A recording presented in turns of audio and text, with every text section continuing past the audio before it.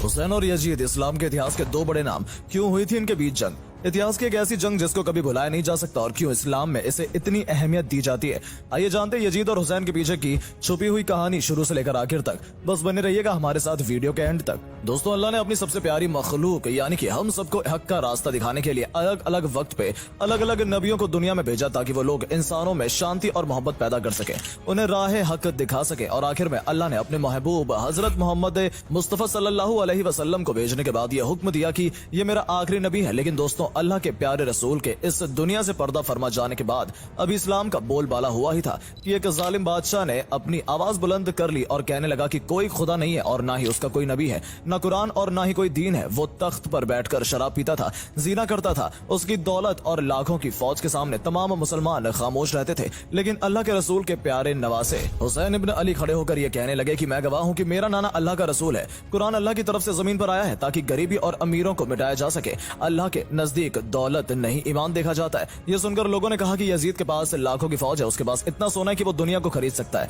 उसके सामने कौन खड़ा होगा? वो आपको शहीद कर देगा, आपके खानदान को खत्म कर देगा। इसके जवाब में इमाम हुसैन ने फरमाया कि मेरे शहादत की खबर तो मेरे नाना ने बचपन में ही सुना दी थी। ऐ लोगों, ये पैगाम हक है कि इस्लाम अल्लाह का दीन है और अगर अल्लाह के दीन के लिए इस हुसैन को कुर्बान भी होना पड़ा तो ये मेरे लिए एक फक्र की बात है। उनके इतना समझाने के बावजूद लोग डरते रहे और बोले कि यजीद जैसे इतने खतरनाक राजा के सामने हम कैसे खड़े हों। लेकिन इमाम हुसैन मुतमईन थे। दोस्तों, कहते हैं जब इस बात का इल्म यजीद को हुआ तो उसने अपनी फौज को इमाम हुसैन को कत्ल करने के लिए भेज दिया। यजीद चाहता था कि हुसैन उसके साथ हो जाए क्योंकि वो जानता था अगर हुसैन उसके साथ आ गए तो सारा इस्लाम उसकी मुट्ठी में होगा और जितने भी लोग इस्लाम को मानते हैं वो उसकी फौज में शामिल हो जाएंगे, जिससे वो पूरी दुनिया को अपनी मुट्ठी में कर लेगा। पर दबाव के बाद भी हुसैन ने उसकी किसी भी बात को मानने से इनकार कर दिया और हमेशा यजीद के सामने एक चट्टान की तरह खड़े रहे। कुछ समय बाद यजीद ने हुसैन को रोकने के लिए एक तरकीब सोची। दोस्तों, 680 ईस्वी में इमाम हुसैन मदीने में अपना घर छोड़कर शहर मक्के पहुंचे जहां उनका हज करने का इरादा था। लेकिन उन्हें पता चला कि दुश्मन हाजियों के रूप में आकर उनका कत्ल कर सकते हैं। हुसैन ये नहीं चाहते थे कि काबा जैसे पवित्र स्थान पर उनका खून बहे। फिर इमाम हुसैन ने हज का इरादा बदल दिया। कूफे के कुछ लोग आपको खत लिखते रहे कि ए नवासे रसूल, हम भी ये मानते हैं कि आपका नाना अल्लाह का रसूल है, लेकिन ये वक्त का बादशाह हम पे जुल्म करता है, हमारी मदद फरमाए। तारीख में मिलता है कि जब कूफे से हजारों खत इमाम हुसैन तक पहुंचने लगे तो आपने हालात को समझने के लिए अपने भाई हजरत मुस्लिम बिन वकील को कहकर कूफा भेजा कि जाओ और जाकर वहां कर हालात मालूम करो। कहते हैं जब हजरत वकील कूफा पहुंचे तो वहां के लोगों ने बड़े एहतराम के साथ आपका इस्तकबाल किया। ये देखकर हजरत वकील ने इमाम हुसैन के नाम रख खत रवाना किया जिसमें उन्होंने लिखा कि यहाँ के हालात बिल्कुल दुरुस्त हैं और आप जल्द से जल्द कूफा तशरीफ ले आए। वहीं जब ये बात यजीद को पता चली तो यजीद ने उन लोगों को धमकियां दी और मालो दौलत का लालच दिया। यजीद की धमकियों और दौलत से वो लोग अपनी बात से मुकर गए। जो लोग कभी हजरत वकील को इतना माना करते थे उन्हीं लोगों ने मिलकर हजरत वकील को शहीद कर दिया। इसी बीच वो खत भी इमाम हुसैन तक पहुंच गया और खत मिलते ही इमाम हुसैन अपने लोगों के साथ कूफे रवाना हो गए। पहुंचे यजीद को जब यह मालूम हुआ तो उन्होंने इमाम हुसैन और उनके खानदान का रास्ता रोक लिया और उन्हें करबला ले आ गया। आपने उस वक्त एक शख्स से सवाल किया कि यह कौन सी जगह है, जिसके जवाब में उस शख्स ने कहा कि इस जगह का नाम करबला है। बस करबला नाम सुनना था कि इमाम हुसैन ने अपने पूरे लश्कर को यह हुक्म दिया कि यहीं पर खेमे लगा दिए जाएं। कहते हैं उस जमीन को इमाम हुसैन ने उसकी कीमत देकर खरीद लिया और उस जमीन का नाम जागीर अली अकबर रखा। यजीद अपने सरदारों के द्वारा लगातार इमाम हुसैन पर दबाव बनाता गया कि हुसैन उसकी बात मान ले। जब इमाम हुसैन ने यजीद की शर्तें नहीं मानी तो दुश्मनों ने आखिर में उस नहर का फौज का पहरा लगा दिया और हुसैन के खेमों में पानी जाने पर रोक लगा दी गई। यजीद की फौज को देखकर कूफा इराक के लोग जिन्होंने इमाम हुसैन को बुलाया था अपना खलीफा बनाने के लिए उन्होंने भी साथ छोड़ दिया। 3 दिन गुजर जाने के बाद जब इमाम के परिवार के बच्चे प्यास से तड़पने लगे तो हुसैन ने यजीदी फौज से पानी मांगा। दुश्मन ने पानी देने से इनकार कर दिया। दुश्मनों ने सोचा इमाम हुसैन प्यास से टूट जाएंगे और हमारी शर्तें मान लेंगे। जब हुसैन 3 दिन की प्यास के बाद भी यजीद की बात नहीं माने तो दुश्मनों ने हुसैन के खेमों पर हमले शुरू कर दिए।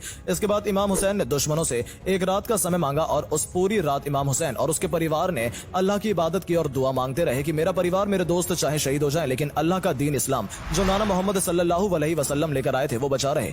यजीद ने इमाम हुसैन से अपनी उम्मत के सामने सिर झुकाने को कहा पर उन्होंने ऐसा नहीं किया। इसके बाद 9 मुहर्रम की रात इमाम हुसैन ने अपने जगह की रोशनी बुझा दी और अपने सभी साथियों से कहा कि मैं किसी के साथियों को अपने साथियों से ज्यादा वफादार और बेहतर नहीं समझता। कत्ल के दिन लेकिन हमारा दुश्मनों से मुकाबला है। उधर लाखों की तादाद वाली फौज है, तीर है, तलवार है और जंग के सभी हथियार हैं। उनसे मुकाबला मतलब कि जान का बचना बहुत ही मुश्किल है। मैं तुम सबको बाखूबी इजाजत देता हूँ कि तुम सब यहाँ से चले जाओ, मुझे तुमसे कोई शिकायत नहीं होगी। यजीद और उनके लोग सिर्फ मेरे खून के प्यासे हैं। यजीद की फौज उन लोगों को कुछ नहीं कहेगी जो मेरे साथ छोड़कर जाना चाहेंगे। कुछ देर बाद रोशनी फिर से कर दी गई, लेकिन इमाम हुसैन के एक भी साथी उनके पास से हिले तक नहीं। 10 अक्टूबर 680 ईस्वी को सुबह नमाज के समय से ही जंग छिड़ गई। जंग तो कहना ठीक ना होगा, क्योंकि एक और लाखों की फौज थी, दूसरी तरफ 72 सदस्यों का परिवार और उनमें कुछ मर्द, लेकिन इतिहासकार जंग ही लिखते हैं। वैसे इमाम हुसैन के साथ केवल 75 या 80 मर्द थे, जिसमें से 6 महीने से लेकर 13 साल के बच्चे तक भी शामिल थे।